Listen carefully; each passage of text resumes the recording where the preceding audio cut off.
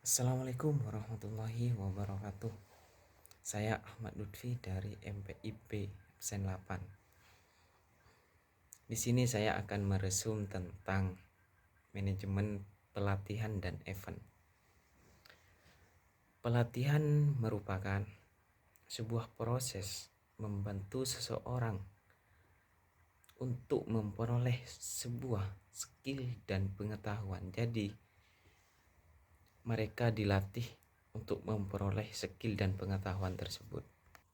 Jadi, manajemen pelatihan merupakan proses perencanaan, pengorganisasian, dan penggerakan dan pengevaluasian terhadap pelatihan tersebut dengan memanfaatkan aspek-aspek pelatihan dan mencapai tujuan pelatihan secara efisien dan efektif. Dan adapun tujuan pelatihan. Tujuan pelatihan di sini mengembangkan keahlian sehingga pelatihan dapat diselesaikan dengan cukup cepat dan efektif, dan juga mengembangkan pengetahuan sehingga pekerjaan dapat diselesaikan secara rasional, dan juga mengembangkan sikap sehingga jika mengembangkan sikap tersebut dapat ada kemauan di dalamnya untuk bekerja sama antara teman-teman dan pimpinannya. Dan juga pelatihan mempunyai prinsip-prinsip tersendiri seperti perbedaan individu. Jadi potensi dari individu satunya dan individu lainnya itu berbeda. Dan juga motivasi. Di motivasi ini peserta itu akan dimotivasi oleh pelatih agar ada rasa semangat oleh pesertanya. Dan juga ada partisipasi yang aktif dan seleksi untuk mengikuti latihan. Dan juga akan ada metode pelatihan yang akan diberikan oleh pelatihnya tersendiri terhadap pesertanya. Dan yang terakhir, ada prinsip belajar. Di sana akan diajari prinsip-prinsip bagaimana belajar dengan baik. Setelah mengetahui prinsip-prinsip pelatihan, di sini juga ada landasan pelatihan. Yang pertama itu landasan filosofis pelatihan, yang mana landasan ini akan diakui oleh organisasi atau masyarakat sekitarnya. Dan yang kedua ada jenis landasan humanistis, yang mana pada landasan humanistik ini pelatihan yang menitik beratkan pada nilai keagamaan, nilai-nilai dan kebebasan, intinya pada diri sendiri. Dan juga ada yang ketiga, landasan psikologis. Pada landasan psikologis ini dilatih tingkah laku yang baik bagaimana. Dan juga ada landasan sosiodemografis. Dan yang kelima ada landasan kultural, yang mana di sini akan membudidayakan manusia, sumber daya manusia yang ada. Adapun jenis-jenis pelatihan yaitu skill training, yang mana dalam skill ini akan menilai kekurangan dan kebutuhan dengan yang sangat teliti.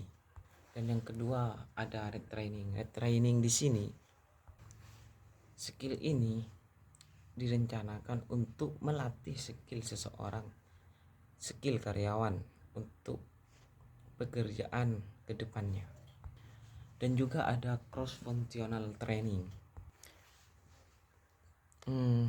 Dalam jenis ini melibatkan SDM dan karyawan untuk mengerjakan pekerjaan lainnya. Dan juga yang keempat itu ada team training.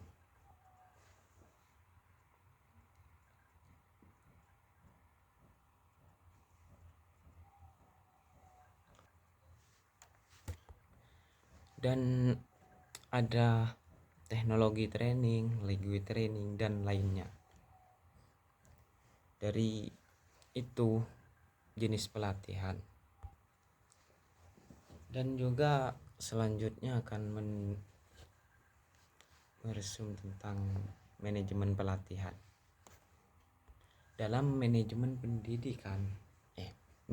pelatihan ada identifikasi dari analisis kebutuhan pelatihan dan juga menguji dari analisis dan jabatan, dan juga klarifikasi dan menentukan pelatihan, rumuskan bagaimana pelatihan itu dijalankan dan lainnya. Beranjak pada definisi manajemen event. Manajemen event merupakan pengorganisasian sebuah kegiatan yang dikelola secara profesional, sistematis, efisien dan efektif. Seperti dalam manajemen event ini mempunyai tujuan tersendiri, yaitu pengalaman dan keahlian, hemat waktu dan biaya, berorientasi pada detail dan kreativitas. Manajemen event tidak tujuan saja, tapi mempunyai karakteristik event. Yang pertama, keunikan. Jadi harus inovasi secara kontinu. Dan juga ada perishability, suasana intangibility, dan juga interaksi personal. Setelah mengetahui karakteristik event, di sini juga ada jenis-jenis event, diantaranya private party. Ini diselenggarakan secara pribadi untuk orang-orang tertentu saja. Yang kedua yaitu event ulang tahun. Biasanya ini dilaksanakan oleh banyak, terutama galangan anak-anak. Dan juga event pesta pernikahan mantan. Dan juga event musik dan hiburan. Biasanya banyak sekali di kota-kota. Dan juga ada event promosian barang dan lain-lainnya. Dampak penyelenggaraan event di sini tentunya tidak negatif terus. Tentunya pasti ada dampak positifnya, jangan dilihat dari negatifnya saja. Oleh karena itu, dampak positif dari event itu harus dilaksanakan supaya untuk meningkatkan nilai-nilai event, atau